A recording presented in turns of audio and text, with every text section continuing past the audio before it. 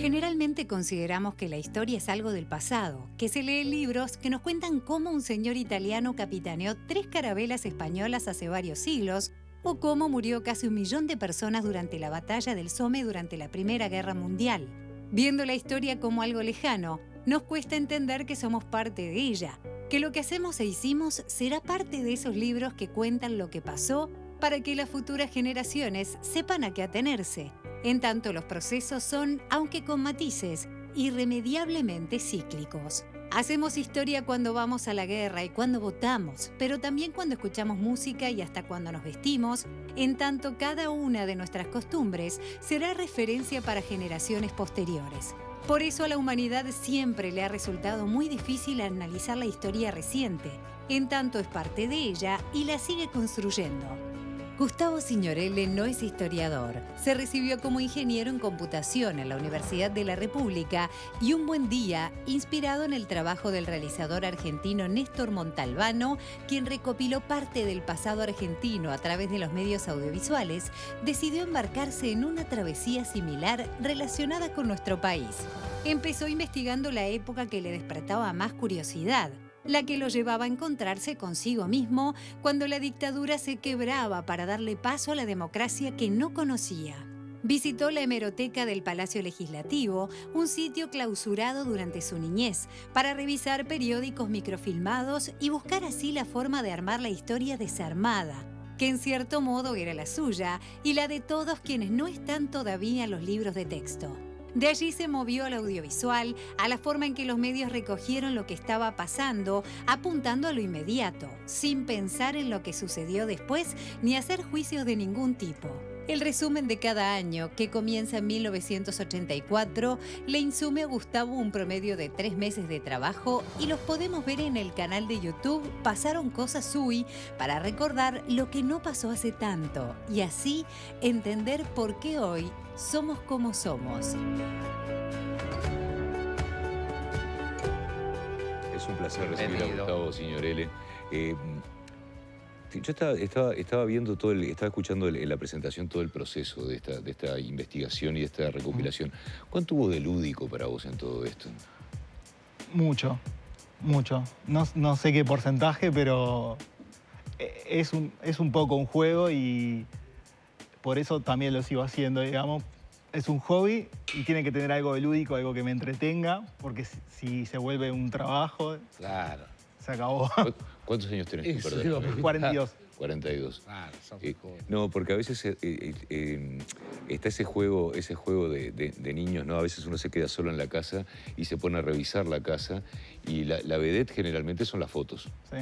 ¿No? Sí. Uno se pone a mirar las fotos de la familia y hay algo parecido en todo esto, porque me imagino que en cada episodio que tú encontraste de nuestra historia había algo que te llenaba en ese momento también, ¿no? Tal cual.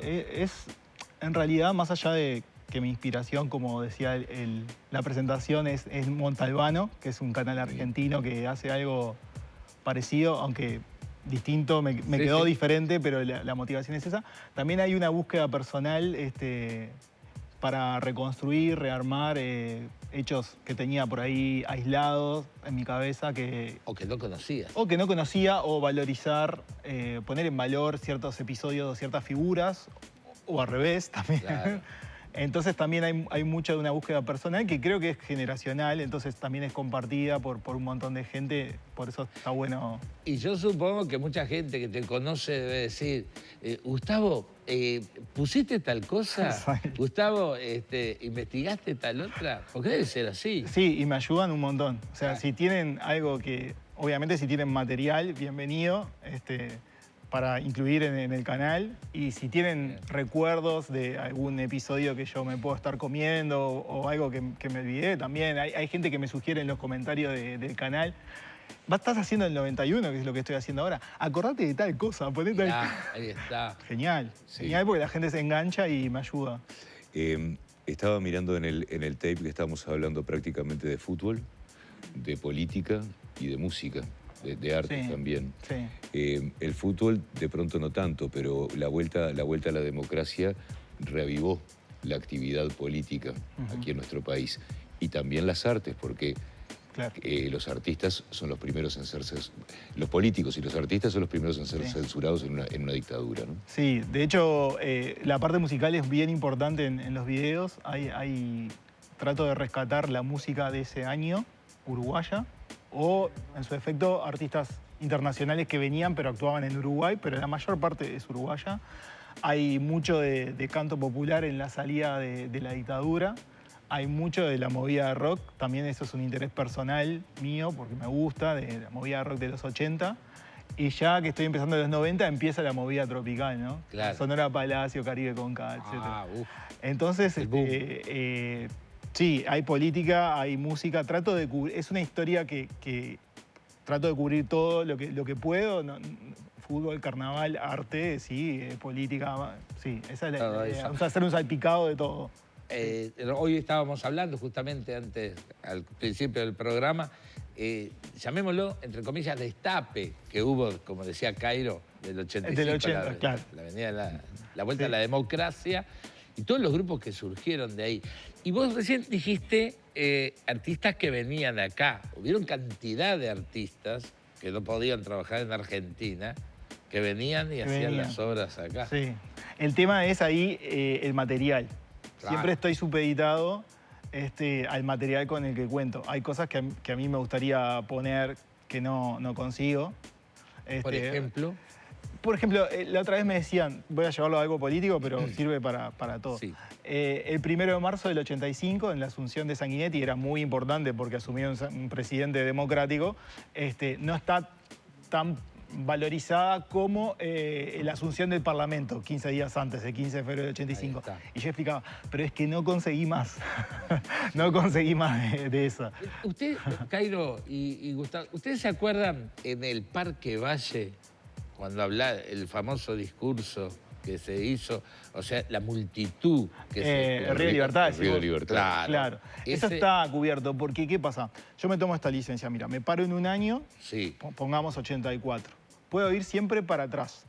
No puedo ir para adelante ni juzgar con los ojos de hoy los hechos o las personas que estaban en ese momento. Entonces, como estoy en el 84, puedo hacer como un feedback al 83 y el Río de Libertad, por supuesto, está, porque el 83 es un año que efervescencia, ¿no? Que fue un año rarísimo el 83. Capaz que la persona que nos esté escuchando en este momento no me va a entender del todo, pero por ejemplo, en un momento en el que las artes estaban bajo la lupa y censuradas, viene Van Halen a tocar 82, creo en el que 82. Sí, al Cilindro. Claro, al Cilindro. Increíble. Que era algo totalmente... era la antítesis a lo que se planteaba acá. Impensable. Claro, era impensable en aquel momento. Sí, sí. De hecho, bueno, en el 84 todavía hay censura, hay periodistas presos. Ahí se ve en el video, afirmando eso que decís vos, ¿no? Que había como contradicciones. Y mismo dentro de las Fuerzas Armadas había contradicciones entre los que estaban más proclives al pacto y los que eran más duros. 10 años después de la democracia, todavía no te daban el certificado de buena conducta en la calle San Martín si habías estado detenido por cual motivo que hubieras estado detenido. Claro. Imagínate, ahora te entiendo. Imagínate que iba gente presa por hacer una nota de... Bueno, en el 84 asesinaron a Roslik también, claro, que ya estábamos en la salida, Pacto Club Naval, y eso parece que es una interna medio de... Aprendí pila con esto. Aprendí mucho. Viendo lo de Sendín, perdón, lo de Sereni, mucha gente te va a haber dicho, yo estuve ahí. Sí. También con Wilson, cuando vino de Buenos Aires, que también... Me contaba un compañero de trabajo que él era chico y que había miedo porque había mucha gente en la calle de todos los partidos para recibirlo. Y la gente tenía miedo, entonces mandaba a los niños para las casas porque tenía miedo que hubiera represión. Claro. Vos sabés que eso que acabas de decir es algo que me parece muy importante a la hora de revisar nuestra historia reciente, ¿no? Había... de diferentes partidos fueron a escuchar ese discurso de Sereñi en el balcón de su apartamento, también a recibir a Wilson. ¿Cuán importante es este trabajo que vos has realizado para lo que es el futuro también de nuestra democracia, para entender el presente que estamos viviendo y construir el futuro? Hablando de política. Sí, a mí eso, mira, me llama la atención bastante, Cairo, que es lo siguiente. No quiero entrar en ese término medio argentino de la grieta ni nada de eso. No, yo no soy analista ni nada. Pero me llama la atención cómo se compartían los espacios públicos entre las diferentes corrientes políticas y yo veo que hoy eso nos cuesta un poco más, que está todo más blanco-negro, más dicotomizada la realidad, más barra bravizada, no sé cómo decirlo, más Peñarol Nacional, más... Claro. Eso me llama bastante la atención, me parece que es algo que está bueno rescatar. Más, nadie de Wilson iba a votar a Sereni, o sea, las convicciones estaban claras, pero me parece que había un poco más de mezcla y eso me parece que enriquece. Lo que pasa es que en aquella época, disculpame, Petrucci, en aquella época estaban todos sacando la cabeza del agua. Totalmente. Era oxígeno para todos. Lo que pasa es que la dictadura era un enemigo común, entonces ahí había algo que unía también, ¿no? Claro. Había un pegamento más fuerte. Y yo creo que tu trabajo también le debe servir a esos pibes que no, de 20, 20 algo o menos, que cuando se les preguntan, ¿sabes qué pasó? ¿Cuál fue la parte de la historia nuestra? Y investigan, o por lo menos ven estos videos y entienden un poco más, o saben lo que pasó. Sí, o te da... Igual, viste, ningún tema está tratado con... Sí, con rigurosidad. Sí, claro. O sea, sí, pero sí con rigurosidad de fechas y eso, pero no con una profundidad... Pero sí creo que puede ser un disparador, ¿no? Claro. Este tema me interesa, esto que pasó acá. No, y creo también que quizás hasta pueda ser una herramienta útil tu trabajo para generar para generar un pensamiento libre también, ¿no? Porque, bueno, lamentablemente muchas veces las personas de un lado o de otro resultan adoctrinadas, sí, ¿no? Y no saben escuchar al otro, no quieren escuchar al otro. Sí. Y esto muestra una época, ya te digo, en donde sí, todos yo digo estaban porque yo tenía 14 años, entonces no puedo incluirme mucho, claro, pero estaban unidos por un bien común que era el de volver a ser libres, de alguna manera. Sí, tal cual. Eso yo traté de cuidarme mucho, que vos también decías, Petru, como pararme en esa época para por lo menos tener... Mi pretensión es la imparcialidad. No sé si lo logro, seguramente no, porque está mi subjetividad puesta ahí, como siempre nos pasa cada vez que hacemos un trabajo o algo. Sí. Pero mi idea es ser lo más imparcial posible, porque quería que esto fuera universal, digamos. Universal no, uruguayo. Sí, está bien, universalmente uruguayo. Exacto. Ahí va. Entonces... que le sirve a los nuestros y a los que están afuera. Bueno, ojalá. Pero ¿cómo no? Si YouTube todo el mundo puede entrar Sí, eso sin duda. Sí, no, y además estás describiendo una época de vueltas, ¿no? Volvía a los olimareños, volvía a Citarrosa, volvía a Wilson, liberaban a Sereni.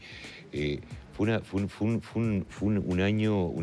Dentro de lo duro que fue todo, también fue un año maravilloso porque fue un año de un despertar de la sociedad. Claro, yo creo que había un tema de esperanza, de ilusión puesta en la democracia, de tener ganas de pensar que íbamos a hacer cosas grandes, importantes, entonces eso hacía que fuera todo más pasional, más ¿no? Veo que publicidad también, pará, ¿no? Sí, hay algo de publicidad. El otro día me lo mandaron. Sí. Una publicidad. ¿Estás vos? Claro, que yo soy un bicho, una cosa flaquita, ¿Cuál? con una bebida cola muy conocida, con todos los compañeros de Calegrón, o la mayoría, haciendo el comercial. Si vos vieras lo que soy... Es que vos vas a estar... Todavía falta que aparezcas, vas a estar varias veces, te aviso. Y con el papelito que ahora ya lo digo porque ya no existe más. También eso marcó una época, ¿te acuerdo? La música también está presente, que también, que como lo decíamos... Lo recordábamos al principio de esta conversación, se liberó también había músicos que estaban trabajando, pero eran los menos en aquel momento. Sí. La vuelta de íconos de nuestra cultura y el surgir también de una nueva cultura que era el rock de los 80, ¿no? Totalmente, eso a mí es un tema que me apasiona. Yo fui adolescente en los 90, entonces llegué tarde a la movida rockera de los 80, pero soy un ferviente admirador de eso y me interesaba reflejarlo especialmente, particularmente. Y creo que está bastante bien reflejado con los materiales que contaba. Hice lo mejor que pude, pero están todas las bandas. No sé, por supuesto están los Estómagos, que fueron los pioneros post-dictadura, pero también están Los Traidores, Cero, Neo 23, ADN... Los Tontos, que tuvieron un programa de televisión. Por supuesto, La Cueva del Rock. La Cueva del Rock. La música popular uruguaya, que ahí fue cuando el gran destape también del 85. Sí, ahí este folclore y el canto popular. El canto popular canto también, popular. que tuvo un lugar muy importante. Muy importante. Lo que pasa es que después fue un poco decayendo y como les decía, son momentos, ¿no? El momento más del canto popular, momento más del rock, que estaba hasta un programa de televisión, como decías vos, Cairo, cuando la televisión era Bueno, ¿te acordás? súper, nadie... en esta pantalla, durante todo un año, creo que fue durante todo el 84, hubo un programa dedicado de carnaval, por ejemplo, Sí, también. sí, O sea, también. Está también. Que el carnaval también es una expresión de protesta. Y está en De Canal Calderón. 10. Sí, bueno, por supuesto de Calderón está, pero está en Canal 10 el programa de carnaval, que ahora no me acuerdo el nombre, pero está ahí, que venían y Carnaval en actuaban. concierto. Carnaval en concierto. Era muy difícil ver los espectáculos de carnaval si vos no ibas al tablado en aquella época, ¿no? No, pero además esto era todo el año, porque era Era los un programa de domingos, todo el ¿no? año. Creo que eran los domingos o los sábados, sí, señor. Y después en Canal 10 estaba también de control remoto. Para Sí, los que nos con el- gustaba el rock. ¿Cómo no? ¿Cómo no? Gustavo, los amigos entran a pasaroncosas.uy en YouTube En YouTube. y ahí puede ver absolutamente todo lo que quiera. Tienen del 84 al 90 incluido. Estoy trabajando en el 91. Hay una cuenta de Twitter y de Facebook que se llama UI Cosas. Ahí pongo las novedades, pero si se suscriben al canal de YouTube les va a llegar, bien. todo. ¿Está? Bueno, muchas gracias, Gracias por por tu este trabajo. viaje del Gracias a tiempo, por ustedes, este trabajo, gracias a ustedes claro por la que sí. difusión. Y bueno, Bueno, en vamos contacto. arriba. Vamos Gracias. arriba. Vamos a seguir Gracias. investigando. Y gracias por esta conversación. Gracias. Sí, de veras. Muchas A mí gracias. me encantó. Seguimos adelante con la mañana en casa. Por favor, nos vamos con Eliana. Eliana Díez de los Campos. ¿Todos se llaman de los campos? Ahora sí. ¿Es el segundo apellido de todos? Segundo Somos apellido. todos primos. Vamos para ahí.